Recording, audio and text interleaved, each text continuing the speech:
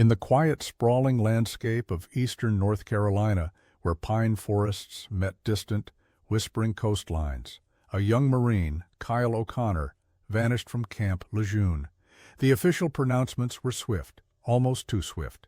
A simple case of desertion during a period of authorized leave. For the military, the file was closed, another statistic in a long ledger of personnel movements.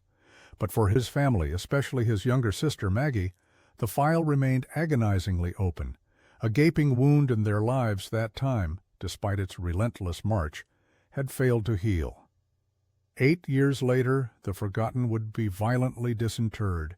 During a routine demolition of a cluster of dilapidated storage hangars on the sprawling base, construction crews stumbled upon something unspeakable, a discovery that would rip open old wounds and unearth a truth far more terrifying than anyone could have imagined. Stay with us until the very end of this video to uncover the shocking truth behind Kyle O'Connor's disappearance. Don't forget to like this video and subscribe to our channel for more gripping stories. And tell us in the comments below, where are you watching from? 8 years had passed since the world tilted on its axis for Maggie O'Connor, since the last thread connecting her to her older brother Kyle had frayed and snapped. She lived now in a quiet rhythm, a carefully constructed normalcy in a small, unassuming North Carolina town, the kind of place where everyone knew everyone, and the biggest news was usually about the high school football team. Her days unfolded with a monotonous precision, punctuated by the rhythmic click of her keyboard at the local accounting firm, a world of spreadsheets and tax codes that offered a deceptive sense of order. She was good at it, this meticulous balancing of numbers, a stark contrast to the chaotic imbalance that had consumed her personal life. The scent of stale coffee and printer toner clung to the air in her cubicle, a comfort in its predictability. Every evening she drove the familiar route home, past the quaint Main Street with its flickering neon signs and the aging water tower that stood like a silent sentinel over their community. The small, neat house she shared with the ghosts of her past was always quiet, sometimes suffocatingly so. She'd tried to fill it with new furniture, new hobbies, even a new, timid optimism. But the silence always returned, a constant reminder of the brother who should have been there. The loss wasn't a sharp, agonizing pain anymore. It was a dull ache, a phantom limb she constantly reached for, a shadow that stretched long and cold across every bright moment. Kyle's absence wasn't just a space in their family, it was a void in her very soul. She'd learned to live with it, to function, to smile, even to laugh. But the echoes of his boisterous laugh, the memory of his protective hand on her shoulder, lingered in the quiet corners of her mind, refusing to be silenced. The late afternoon sun, typically a golden, comforting presence in the autumn, seemed to cast longer, more ominous shadows as it began its descent. Maggie was just clearing her desk, the faint aroma of the cinnamon candle she'd lit that morning still lingering, when her phone buzzed with an unfamiliar number. It was a Washington, D.C. area code, not one she recognized, and her first instinct was to ignore it. Scams were rampant, and she had little patience for them after a long day of reconciling accounts. But the phone persisted, buzzing again, then a third time, with an insistent, almost demanding rhythm that cut through the office quiet. A knot of unease began to tighten in her stomach. She hesitated, her finger hovering over the green answer icon, a strange premonition fluttering in her chest. For 8 years there had been nothing but silence from the military, from anyone really, concerning Kyle. The initial flurry of investigations, the perfunctory phone calls, had all faded into a deafening quiet. Why now? With a trembling breath she answered, her voice a little more breathless than she intended. A crisp, formal voice on the other end introduced himself as Lieutenant David Diaz, an investigator with the Army's Criminal Investigation Division. The title alone sent a jolt of alarm through her. She'd never heard of him, never dealt with the CID directly before. Her heart began to pound a frantic rhythm against her ribs. He spoke of recent developments, a new lead connected to her brother's case, and the need for her presence at Camp Lejeune. The words hung in the air, heavy with unspoken implications, shattering the fragile peace she had so painstakingly built around herself. A flicker of hope, dangerous and almost unbearable, ignited within her, intertwined with a chilling dread. After 8 years of quiet resignation, the past, it seemed, was not content to remain buried. The drive to Camp Lejeune was a pilgrimage through Maggie's fractured memories. The highway, once a blur of anticipation on visits to Kyle, now stretched before her like a long, winding scar across the North Carolina landscape. Each mile marker ticked by, a silent countdown to a confrontation with a past she desperately tried to outrun. She remembered the excited chatter in the car, the cheap coffee they'd buy at roadside diners, and Kyle's infectious grin as he'd greet them, a newly minted Marine full of boundless energy and an unwavering sense of purpose. He had been so proud, so full of life, so certain of his path. Now those vibrant images were superimposed with the stark reality of his absence, a constant ache in her chest. She gripped the steering wheel, her knuckles white, as the familiar sign for Camp Lejeune loomed into view. The sprawling base, a miniature city dedicated to military precision, felt colder, more imposing than she remembered.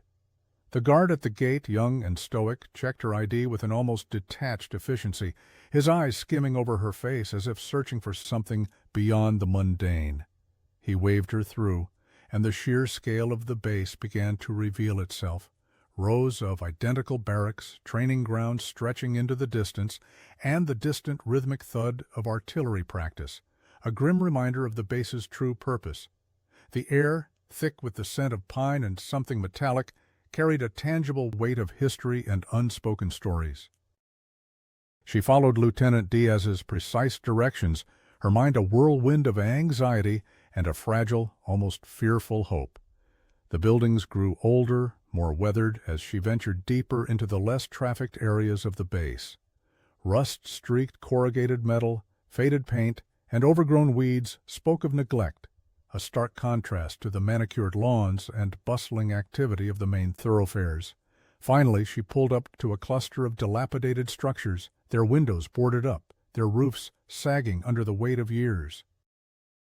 This was it, the old storage hangars. A single unmarked CID vehicle was parked near the entrance, and Lieutenant Diaz, a man of average height, with a receding hairline and an air of quiet weariness, stood beside it, his gaze fixed on the ground. He looked tired, his face etched with lines that spoke of too many late nights and too many unsolved cases. He didn't offer a smile, only a curt nod as she approached, his silence amplifying the gravity of the moment. Maggie's heart hammered against her ribs, a frantic drum against the backdrop of the desolate surroundings. The sun, now low in the sky, cast long, eerie shadows across the decaying structures, making them appear even more foreboding. A shiver, unrelated to the crisp autumn air, ran down her spine. The air here felt different, heavy, with a palpable sense of abandonment and something else, something she couldn't quite name, but that made the hairs on her arms stand on end. She knew, with a certainty that chilled her to the bone, that she was standing on the precipice of a revelation that would forever alter her understanding of Kyle's disappearance. Lieutenant Diaz's gaze, though weary, held a steely glint as he gestured towards the main hangar. They found it inside, behind one of the old storage bays, he explained, his voice low, almost a murmur against the vast emptiness of the structure. The hangar itself was cavernous, its interior a dusty twilight broken only by narrow shafts of light, piercing through gaps in the metal siding. The air was thick with the acrid scent of old dust, decaying wood, and something metallic, almost industrial, that snagged at Maggie's throat. Rusting shelves, long emptied of their contents, lined the perimeter like skeletal remains, and discarded pallets lay scattered across the concrete floor, testament to years of disuse. It was the kind of place where forgotten things went to crumble, where time seemed to slow down, and decay became the dominant force.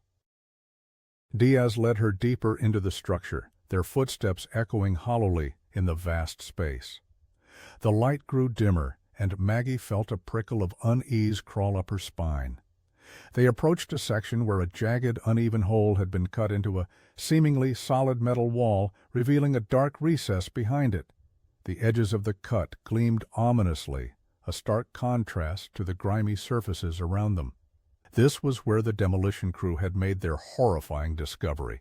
A single powerful worklight illuminated the opening, casting long, distorted shadows that danced around them like silent observers. Inside the cramped, dusty space, carefully protected by a clear plastic sheet, sat a rectangular metal container remarkably well preserved. It was a military-grade ammunition box, the kind designed to withstand extreme conditions, and its sturdy, no-nonsense construction offered a chilling paradox to the vulnerability of its contents.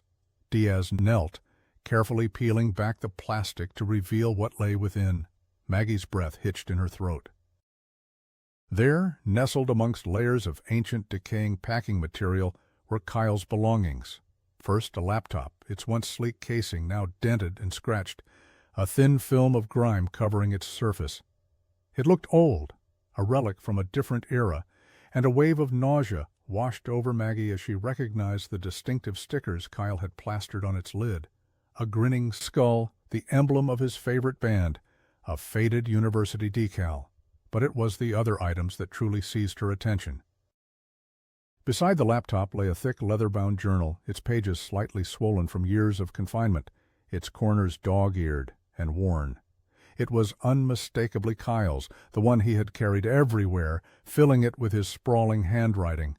And then, the most unsettling discovery, several small, empty prescription bottles, their labels faded but still legible, indicating powerful opioid painkillers. Kyle had never mentioned pain, never hinted at any medical issues beyond the minor aches and sprains common to military training. A cold dread began to spread through Maggie's veins. Diaz's voice was low, almost somber. The construction crew found this behind a false wall, tucked away, almost like someone wanted it to be hidden. He paused, his eyes meeting hers, a flicker of something akin to sympathy in their depths. "We've run initial checks. The laptop is severely damaged, but our forensics team believes they might be able to extract some data. The journal, obviously, is intact. As for the prescription bottles, we're investigating. No record of Kyle ever being prescribed these through official channels." Maggie felt a tremor run through her. This wasn't just a new lead, it was a seismic shift. This wasn't a case of desertion, this was something far darker, far more sinister. The careful, almost meticulous way the items had been hidden, the presence of the painkillers, the sheer secrecy of it all. It screamed of a truth that had been suppressed, a story that had been buried. The vast, empty hangar seemed to close in around her, the air suddenly heavy with the unspoken questions that hung between them. What secrets had Kyle been keeping, and why had they been discovered only now, 8 long, agonizing years later? The official narrative of his disappearance, once frustratingly simple, had just shattered into 1,000 jagged pieces, leaving only a chilling unknown in its wake. The silence in the cavernous hangar pressed in on Maggie, broken only by the hum of the worklight and the distant, almost imperceptible sounds of the base outside. She stood motionless, her gaze fixed on the contents of the metal box, each item a silent scream from a past she had tried to bury. The damaged laptop, the journal, the empty pill bottles, they weren't just objects, they were fragments of a life, fragments of Kyle, demanding to be pieced together. A cold, hard certainty began to solidify in her mind. Kyle had not deserted. This meticulous concealment spoke of desperation, of a secret so profound it had to be buried.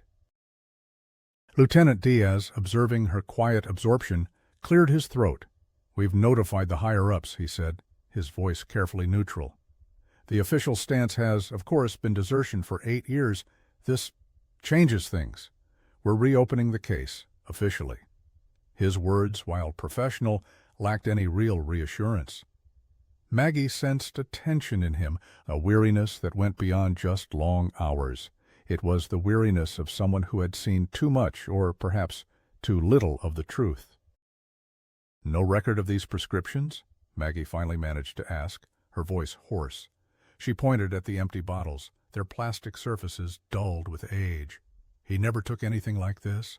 He was always so healthy, so vibrant. The memory of Kyle, muscular and athletic, pushing himself to the limits, made the idea of him needing such powerful painkillers almost impossible to reconcile. Diaz shook his head slowly. Not through any official military channels, no record of him being diagnosed with anything that would warrant them either. He paused, his eyes narrowing slightly, which raises a lot of questions. Was he getting them from an unofficial source? Was he in pain? And if so, from what? And why would he hide it? The questions hung in the dusty air, each one a fresh puncture wound in Maggie's heart. Had her brother been suffering in silence? Had he been in pain that no one knew about, not even his family? The thought was a chilling one, painting a picture of a private agony that went against everything she knew about his open, jovial nature. It felt like a betrayal, not by Kyle, but by the circumstances that had forced him to endure such a burden alone. And the laptop, the journal, Maggie pressed, her voice gaining a new edge of determination. What do you expect to find there? What could possibly be so important that he would hide it like this? She looked at the false wall, the crude, deliberate way it had been constructed. This wasn't a casual hiding place, it was a desperate measure. Diaz exhaled slowly, a soft hiss of air. The laptop is our biggest unknown. If we can recover data, it could be anything. Communications, personal files, anything that might shed light on his last days here. The journal, well, a personal account. It could provide context, insight into his state of mind, his activities, who he was interacting with. His words were logical, clinical, but Maggie felt a profound sense of foreboding. The idea of reading Kyle's last thoughts, his private struggles, was both compelling and terrifying. As the late afternoon light faded, casting long, distorted shadows across the desolate hangar, Maggie felt an unsettling certainty solidify within her. This was not a simple case of a young Marine who simply walked away. The hidden cache, the powerful painkillers, the very secrecy of it all pointed to something far more complex, far more sinister. Kyle had not vanished. He had been made to vanish. The truth, she instinctively knew, was lurking in the shadows, waiting to be dragged into the harsh light. And she, his unwavering sister, was now inextricably bound to the task of unearthing it, no matter how dark or painful it proved to be. The case of Kyle O'Connor, closed for 8 long years, had just been ripped wide open, and Maggie found herself standing at the very precipice of a terrifying and urgent new reality. Back in the hushed solitude of her small living room, the quiet hum of her refrigerator, a stark contrast to the echoing vastness of the hangar, Maggie carefully laid out the recovered items on her coffee table. The laptop, its screen a dark, lifeless mirror, seemed to mock her with its silence. But it was the journal, its leather cover worn smooth with age and handling, that called to her with an almost magnetic pull. Its very existence felt like a voice from the grave, a chance to finally hear Kyle again. She turned the journal over in her hands, the familiar weight a tangible link to her brother. The first few pages were filled with what looked like normal, if sporadic entries, mundane observations about base life, gripes about drill sergeants, excited notes about upcoming leave. But soon the handwriting began to change, becoming more rushed, more fragmented. And then the strange symbols appeared, interspersing the words, breaking up sentences, making whole paragraphs inscrutable. It was a code, she realized with a jolt, a private language they had concocted as children, a secret alphabet they used to pass notes in class, to plan elaborate backyard adventures, to confess their deepest fears and wildest dreams. A bitter taste filled her mouth. The fact that Kyle had resorted to their childhood code meant he was hiding something truly significant, something he dared not write plainly. With a determination that bordered on desperation, Maggie retrieved an old, dog-eared notebook from a dusty box in her closet, a relic from their youth filled with their intricate code keys and shared childhood fantasies. She began to work slowly, painstakingly, matching the symbols to the letters, her brow furrowed in concentration. The process was agonizingly slow, each deciphered word a small victory, each incomprehensible passage a frustrating setback. The evening stretched into night, the single lamp casting a pool of warm light around her, pushing back the encroaching darkness outside. As she delved deeper into the journal, the entries became increasingly disturbing. Kyle wrote of a persistent, debilitating pain, a savage fire in his leg that never truly subsided. He described it as a constant companion, an insidious enemy that gnawed at his resolve, making even simple tasks excruciating. He also wrote of the military doctors dismissing his complaints, attributing his pain to malingering or the general rigors of training, refusing to prescribe him anything beyond over-the-counter remedies. The entries spoke of a growing sense of isolation, of being disbelieved and left to suffer alone. He hinted at clandestine visits to off-base clinics, desperate attempts to find relief, which explained the presence of the prescription bottles. A cold dread seeped into Maggie's bones. Kyle had been suffering, profoundly and silently, while she had been living her ordinary life, oblivious. But then the journal took an even more alarming turn. Amidst the chronicles of his pain, cryptic references to the captain's game and the late-night deliveries began to appear. Kyle wrote of strange movements of equipment after hours, of hushed conversations and veiled threats overheard in the barracks. He was seeing things he believed, things that weren't supposed to be seen. His entries grew more paranoid, more urgent, filled with a nascent suspicion that something illicit was happening on the base, something high-ranking officers were involved in. He mentioned a particular officer, a Captain Ben Carter, whose name popped up repeatedly in connection to these games. Kyle's words were laced with a growing sense of danger, a feeling that he was treading on ground far more treacherous than any training exercise. Maggie's hands trembled as she read, the weight of his secret, now her secret, pressing down on her. The more she deciphered, the clearer it became. Kyle's disappearance was not a desertion, nor was it merely a consequence of his hidden pain. It was something far more sinister, a direct result of the dangerous truths he was beginning to uncover. The journal was not just a record, it was a desperate plea, a breadcrumb trail left by a brother fearing for his life. And Maggie, now armed with these first terrifying insights, knew her journey had only just begun. The small, cluttered office of Art Jenkins smelled of stale coffee, old electronics, and an underlying faint aroma of ozone. Art, a man whose glasses perpetually slipped down his nose and whose perpetually stained T-shirt was a testament to his dedication to the digital realm, peered at the damaged laptop with the intensity of a surgeon. Maggie watched him, a knot of anxiety tightening in her stomach. This laptop was more than just a piece of technology. It was a potential key, a digital ghost that might finally speak the truth. "It's rough," Art mumbled, more to himself than to Maggie, as he carefully connected a series of cables and probes to the battered machine. "Looks like it took a pretty good hit, and then sat in a humid environment for a while. Corrosion's a nightmare." Maggie's heart sank with each word. The chances of recovering anything seemed to dwindle with every pessimistic assessment.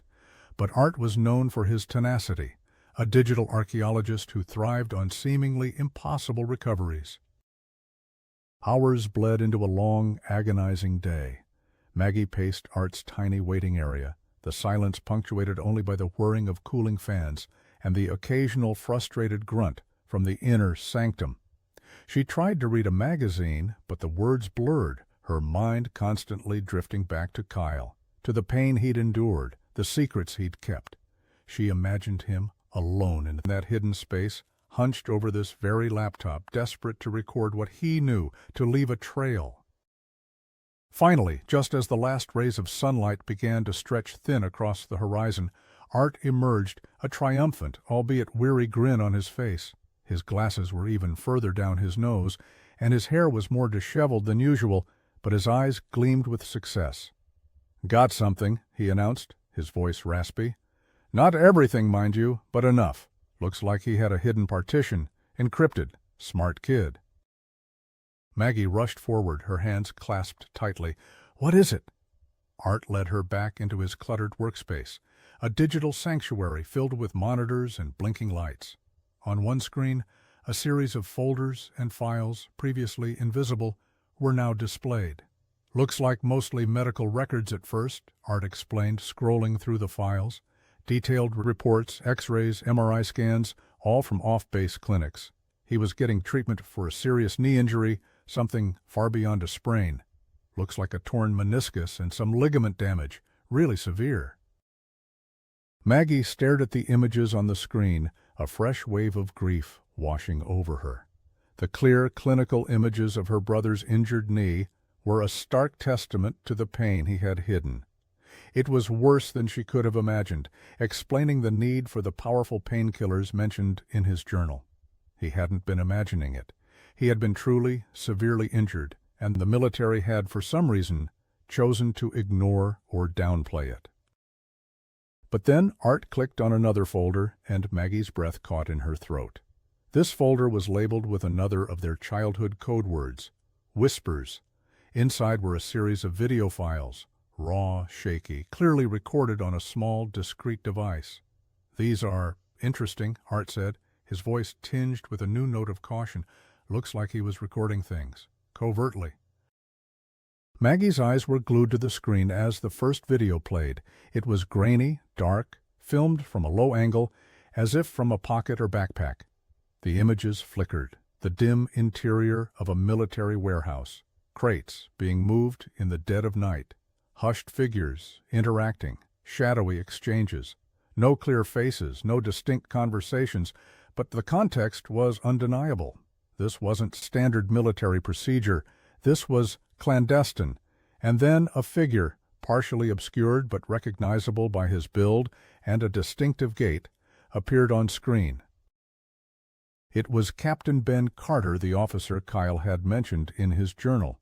A cold shiver ran down Maggie's spine, dispelling any lingering doubt. Kyle had been right. He hadn't just been suffering from a physical injury. He had stumbled upon something far more dangerous, something that ultimately led to his disappearance. The pieces of the puzzle, once scattered and seemingly unrelated, were beginning to fall into place, forming a picture of deception, corruption, and a terrifying truth that was only just beginning to emerge from the digital darkness. The glowing screen in Art's office became a window into Kyle's secret life, each video file a fragment of a desperate, hidden investigation. Maggie spent hours there, her initial shock slowly giving way to a cold, burning resolve.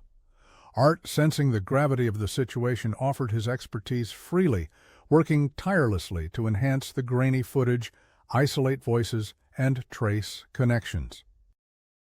The videos, recorded with a remarkable, almost reckless courage, revealed a pattern. Most of them were shot late at night in the hushed, deserted corners of the base, the back alleys of supply depots, the dimly lit interiors of rarely used warehouses, the remote stretches of fence line where shadows stretched long and deep. Kyle, it became clear, had been meticulously documenting what he saw. The dates stamped on the files spanned weeks, then months, painting a chilling timeline of his growing suspicions. He hadn't been looking for trouble. The journal had made that clear. His primary concern was his debilitating knee pain and the military's dismissive attitude towards it. But as he sought out quiet, secluded spots for his clandestine pain management, the very places he'd found to administer his illicit medication away from prying eyes, he started to notice irregularities, strange, unmarked vans arriving after midnight, figures in non-regulation attire meeting with uniformed officers, the subtle but unmistakable clatter of heavy equipment being moved in and out of the warehouses. The footage, though often obscured by darkness or distance, captured fragments of conversations, whispers that spoke of shipments, quotas, and off-book sales. Maggie, her ear pressed close to the laptop speakers, strained to decipher the muffled words. The language was coded, full of slang and oblique references, but the intent was horrifyingly clear. This was an organized operation, a black market ring operating right under the military's nose. And always, in the periphery or directly in focus, was Captain Ben Carter. Kyle's camera, small and easily concealed, seemed almost drawn to him. Carter, a man Maggie vaguely remembered from Kyle's boot camp graduation as charismatic and outwardly respectable, appeared in multiple videos, often directing the shadowy figures, his silhouette, a commanding presence against the dim backdrop. In one particularly chilling clip, taken from a considerable distance but amplified by art, Carter's voice was distinctly audible, a low, menacing tone. "Anyone sniffing around, anyone who asks questions, they get dealt with. Understood?" The words, delivered with a chilling calm, sent a fresh wave of ice through Maggie. This wasn't just petty theft. This was a well-oiled machine, protected by threats and intimidation. Maggie's mind raced, connecting the dots. Kyle's increasing paranoia, detailed in his journal, suddenly made horrifying sense. He hadn't been delusional. He had been witnessing a crime, a large-scale embezzlement of military resources, and he had been doing it while battling a debilitating injury and facing constant pain. The stress, the fear, the isolation, it was a suffocating combination.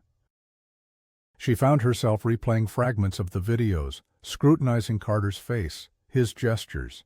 He was not just a participant, he was a leader, the orchestrator. The implications were staggering. If Captain Carter was involved, who else was? How high did this conspiracy go? And what exactly had Kyle done to draw their attention? He hadn't just been a witness. He had clearly become a threat. The realization was like a punch to the gut. Her brother, a good man, a principled Marine, had stumbled into a hornet's nest of corruption, and it had cost him everything. The quiet certainty of his desertion had shattered, replaced by the terrifying, irrefutable truth that Kyle O'Connor had been silenced, not by choice, but by force. And now, the same insidious network that had taken him might very well be watching her. The chilling reality of Captain Ben Carter's involvement, confirmed by Kyle's covert video footage, settled over Maggie like a shroud. The man who had once embodied the strict discipline and unwavering professionalism of the Marines now loomed as a dark figure in her brother's final days. He was not just a name in a journal, he was a tangible threat, a key piece in the horrifying puzzle of Kyle's disappearance. Maggie spent the next few days in a relentless cycle of reviewing the evidence. She reread Kyle's journal entries, now illuminated by the visual proof. His growing fear, his suspicion that the captain was watching him, that his every move was being scrutinized. It wasn't paranoia. It was an accurate assessment of a desperate situation. The entries describing his attempts to gather more concrete evidence, to identify the full scope of the black market operation, painted a picture of a young man trapped between his integrity and an escalating danger. He wrote of feeling alone, of not knowing who to trust within the military hierarchy, a sentiment that resonated deeply with Maggie. The video files became her constant companions. She watched them on a loop, zooming in on faces, scrutinizing backgrounds, searching for any detail she might have missed.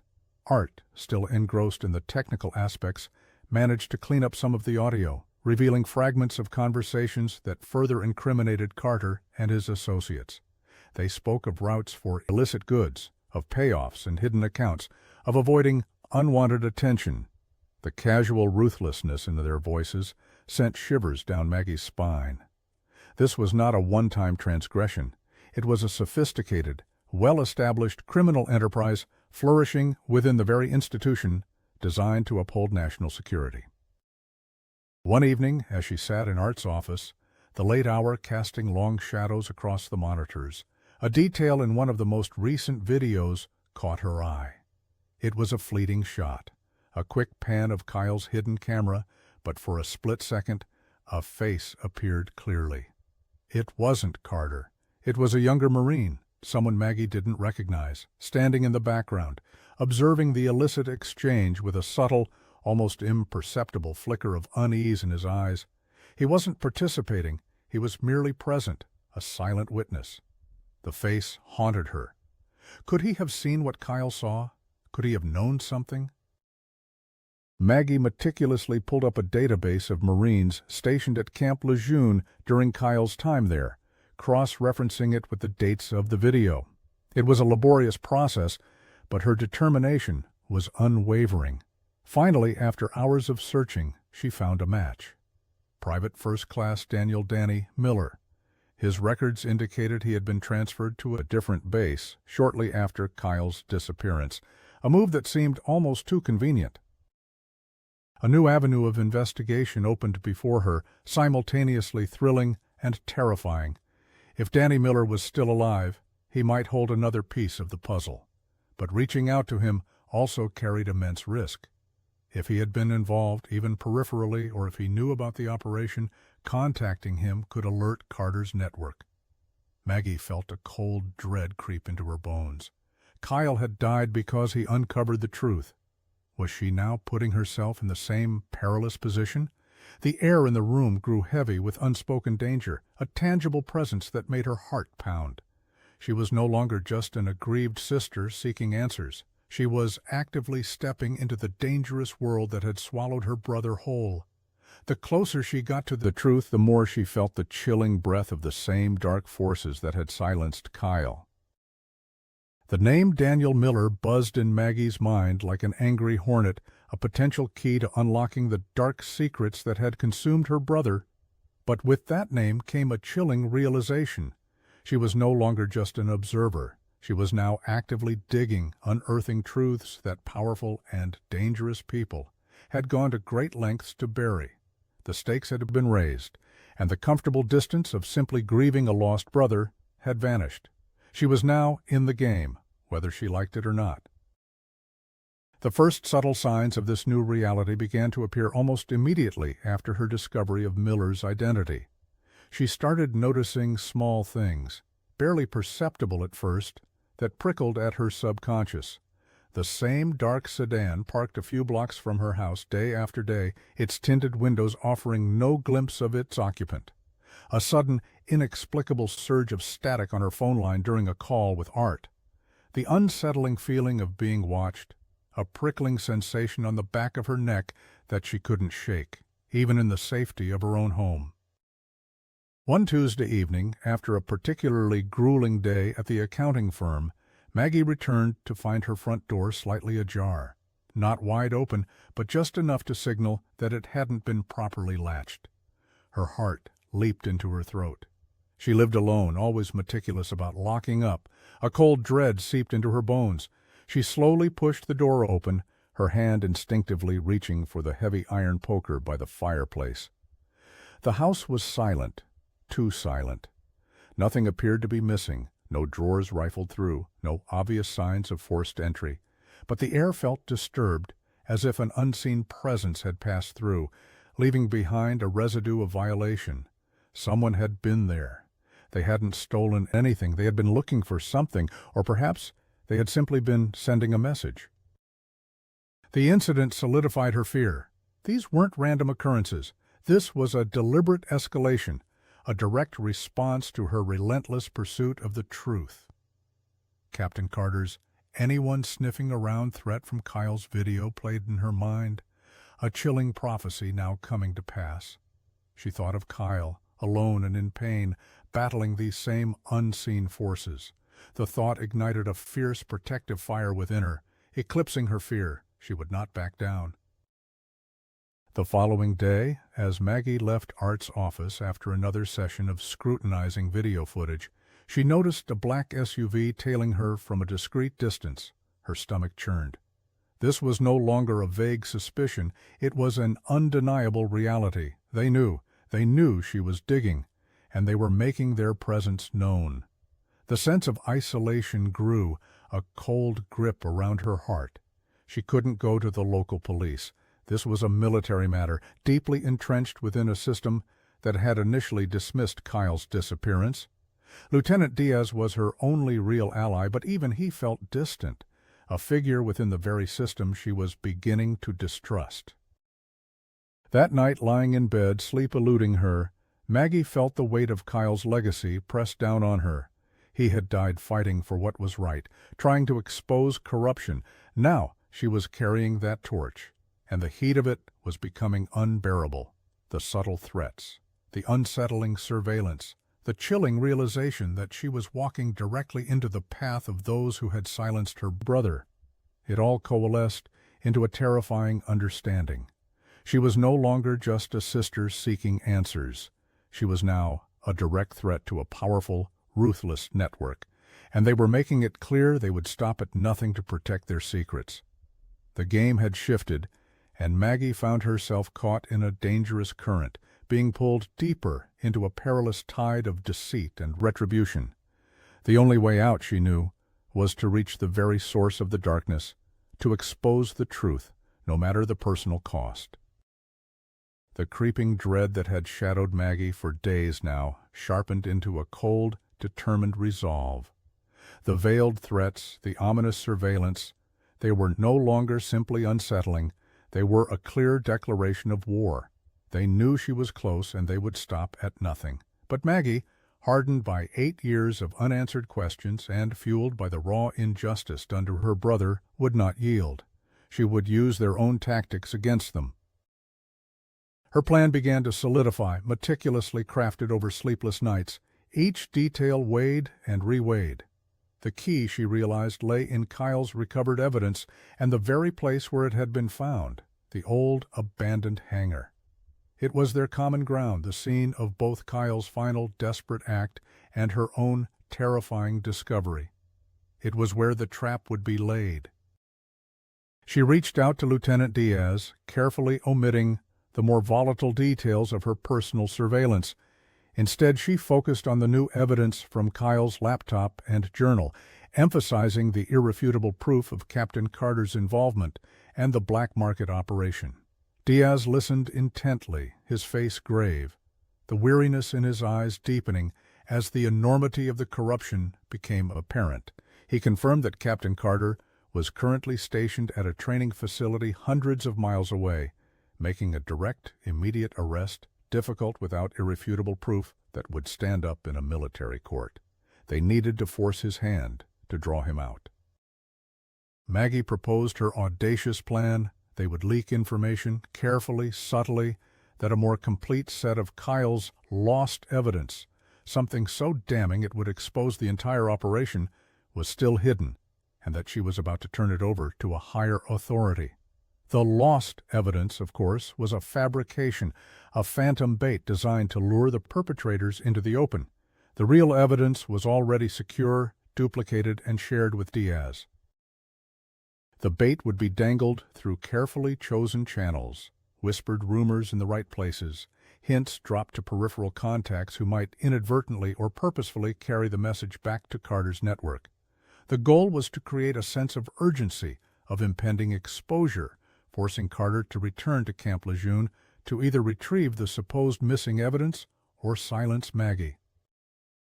They would choose a time and place for the supposed handover that would be both isolated and familiar to the perpetrators, the abandoned hangar. It was a place heavy with the echoes of betrayal and secrecy, a fitting stage for the final confrontation. Diaz, though initially hesitant about the inherent risks to Maggie, recognized the necessity of the tactic. Direct confrontation was their best chance to catch Carter and his associates red-handed, to expose the true extent of their criminal enterprise and secure their arrest. He would arrange for a small, trusted team of CID agents to be hidden, ready to move in once the trap was sprung.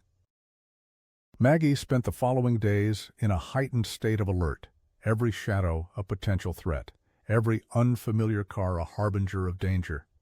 She knew she was placing herself in immense peril, but the image of Kyle, suffering and silenced, burned within her, a constant reminder of why she had to see this through.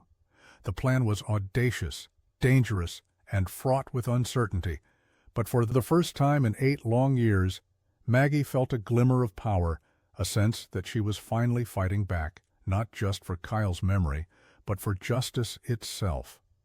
The final act was drawing near, and the desolate, dust-filled hangar waited, a silent, grim monument to the truths it was about to reveal. The air in the abandoned hangar was thick with the scent of dust and anticipation, A heavy cloak draped over the decaying structure.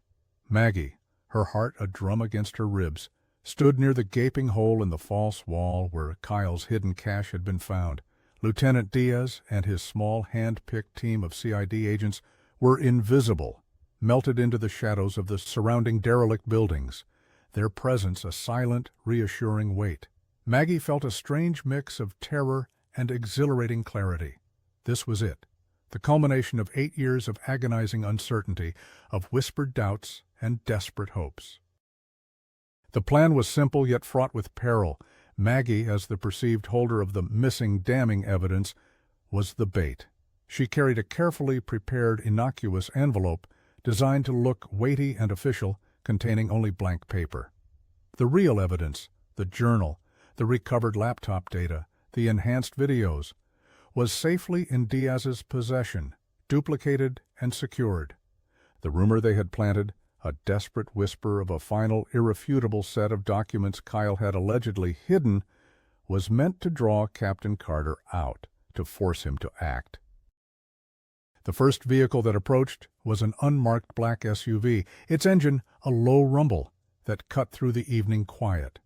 It pulled up to the hangar entrance, its headlights cutting harsh beams through the dust-filled air. 2 figures emerged, their faces obscured by the dim light and the distance, but their posture was unmistakable. Then a second vehicle, a dark pickup truck, pulled up behind it, and more figures emerged, moving with a practiced, almost military precision. Finally, the man Maggie had only seen in grainy videos stepped out of the SUV, his silhouette unmistakable.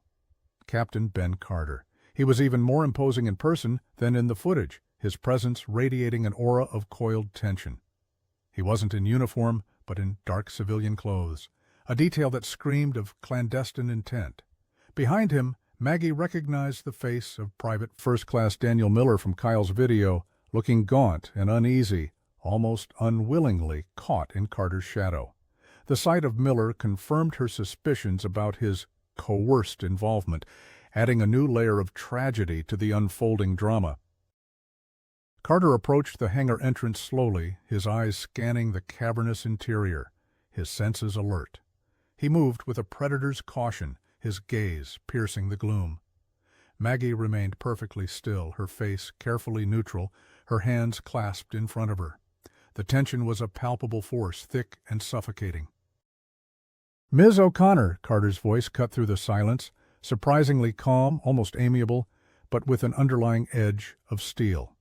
"A pleasure to finally meet you. I hear you've been looking for some answers." There was no hint of guilt or fear in his tone, only a chilling confidence. Maggie met his gaze, her voice steady despite the frantic pounding in her chest. "I have, and I believe you have them." She held up the envelope, a silent challenge. "My brother left something for me, something you clearly want very badly." Carter's eyes narrowed, a flicker of something dark crossing his face. "Let's not play games, Ms. O'Connor. You know what we're here for? Where is it?" His voice dropped, losing its veneer of politeness, becoming a low growl. "And who else have you told?" As he took a step forward, his men fanning out behind him, a prearranged signal flashed from Maggie's hidden pocket. The moment the light appeared, the cavernous hangar erupted. Lieutenant Diaz and his team, emerging from their concealed positions, moved with lightning speed, their shouts echoing through the space. "CID, hands up, you're under arrest." Chaos erupted. Carter's men, caught off guard, reacted with a mixture of confusion and desperate aggression. A brief, violent struggle ensued, punctuated by shouts, the thud of bodies, and the sharp, metallic click of handcuffs. Carter himself, displaying a surprising agility, made a desperate dash towards a side exit, but Diaz, anticipating his move, intercepted him. The 2 men grappled, a silent, brutal dance of force and determination. In the midst of the chaos, Maggie saw Daniel Miller, his face a mask of terror, hesitate for a moment, then simply drop to his knees, his hands raised in surrender. His silence, his broken demeanor, spoke volumes. He was a pawn caught in a web he couldn't escape. The confrontation, though brief, was intense, a raw eruption of the hidden malevolence that had festered on the base for years. As Captain Ben Carter was finally subdued and dragged away, his face contorted in a mask of rage and defeat, Maggie felt a strange mix of exhaustion and vindication. The truth, ugly and painful, was finally out. But the lingering question remained: what had truly happened to Kyle, and where was he now? The fight was far from over. The harsh glare of the interrogation room lights illuminated the grim reality of Captain Ben Carter's downfall. Gone was the calm, confident demeanor he had displayed in the hangar. Now his face was a mask of simmering rage and a desperate, rapidly fading arrogance. Lieutenant Diaz, with Maggie observing from behind a one-way mirror, methodically laid out the evidence. Kyle's journal, his chilling video recordings, the recovered laptop data, the testimony of Private First Class Daniel Miller, who, shattered and relieved, had finally broken and corroborated Kyle's findings. The weight of the accumulated truth was undeniable. Carter, cornered and exposed, finally began to crack. His confession, initially delivered with defiant sneers, slowly crumbled into a bitter torrent of self-preservation. He admitted to orchestrating the black market operation, selling surplus military equipment for personal gain. The details were sordid, a network of complicit officers and contractors, each playing a part in siphoning off resources meant for the servicemen. The part that truly gripped Maggie, the part that had haunted her for 8 years, was the truth about Kyle. Carter confessed that Kyle, astute and principled, had stumbled upon the operation due to his frequent clandestine visits to the disused parts of the base to manage his hidden pain. He hadn't actively sought to expose them at first, merely observed. But as he gathered more evidence, his conscience had driven him to act. He had started to discreetly contact military intelligence, trying to find a trusted avenue to report what he knew without endangering himself. Carter, fearing exposure, had ordered him to be neutralized. The word neutralized hung in the air like a poisonous gas. Carter's voice grew colder, devoid of remorse, as he described how Kyle had been ambushed during one of his late-night filming excursions. He had been taken, not killed outright, but held captive in one of the very disused underground bunkers on the base, a place known only to a few, a relic from the Cold War that had been long forgotten and perfectly suited for clandestine operations. The plan was to hold him indefinitely, to break him, to force him into silence or complicity, then quietly dispose of him after the desertion story had taken root. But Kyle, even weakened by his injury and captivity, had fought back. He had resisted, refused to break, clinging to the slim hope of escape and exposure. Carter's confession ended abruptly, leaving Maggie with a horrific, incomplete picture.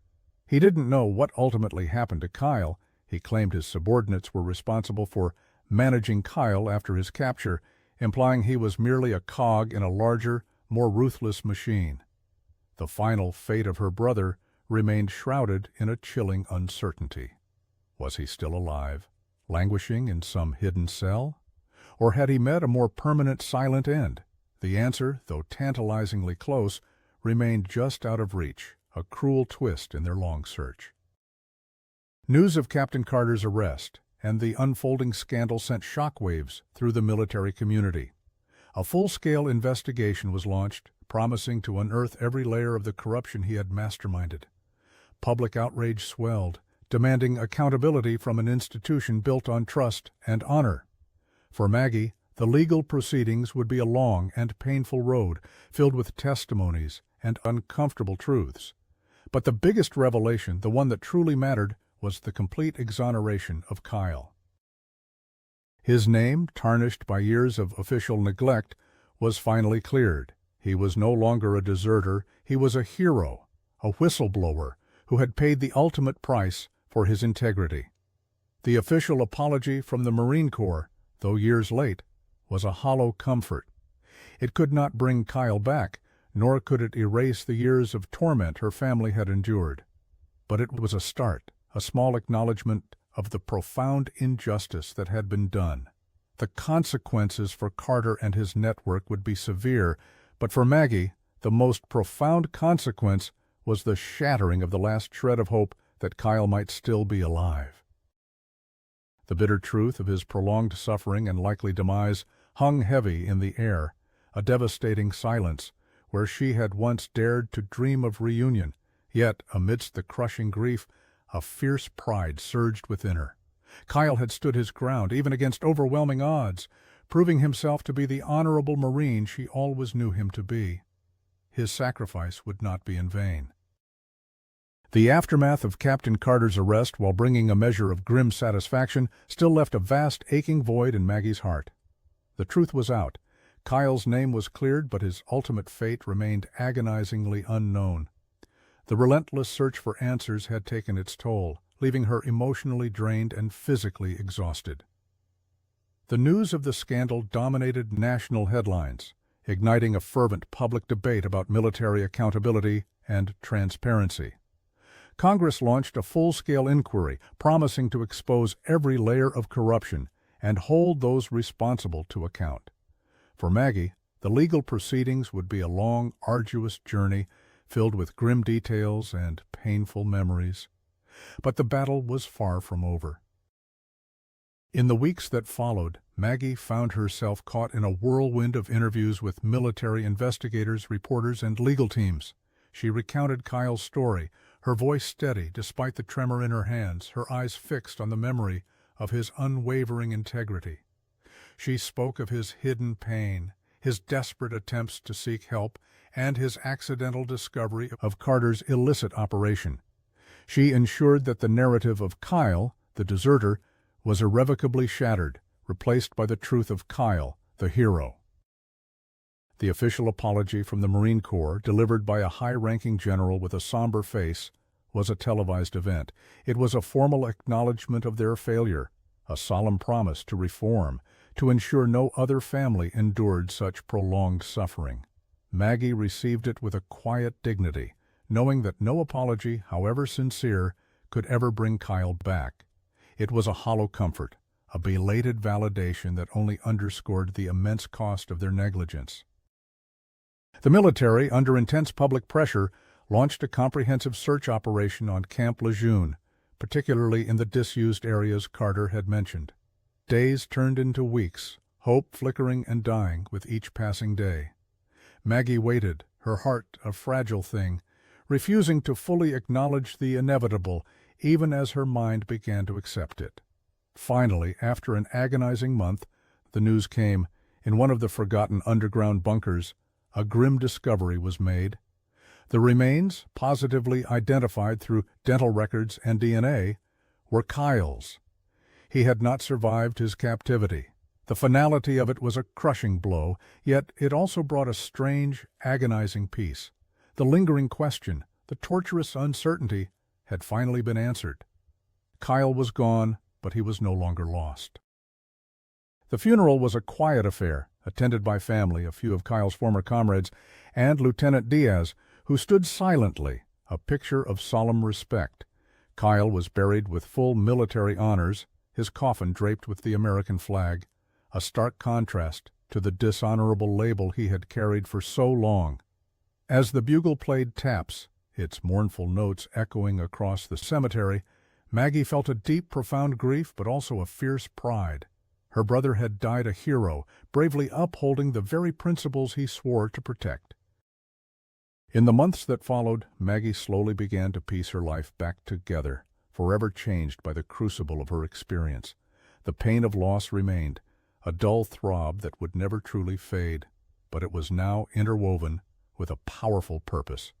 She became a vocal advocate for military reform, working with veteran organizations and legal groups to push for greater transparency, better support for service members struggling with injuries, and harsher penalties for corruption within the ranks. She established the Kyle O'Connor Foundation, a nonprofit dedicated to supporting whistleblowers within the military and providing resources for families of missing service members. Her advocacy became a new calling, a way to honor Kyle's sacrifice and ensure that his story served as a warning, a catalyst for change. The darkness of her past, the profound injustice, had been transformed into a beacon of hope for others. Maggie often found herself looking at an old photograph of Kyle, his boyish grin radiating pure joy. He was gone, but his spirit, his unwavering commitment to truth and honor, lived on through her. She had unearthed the terrifying truth, and in doing so, had not only brought justice to her brother, but also forged a new path for herself, a testament to the enduring power of love, resilience, and the relentless pursuit of what is right. The quiet small-town girl had faced down a powerful, corrupt system, and in the end, she had won.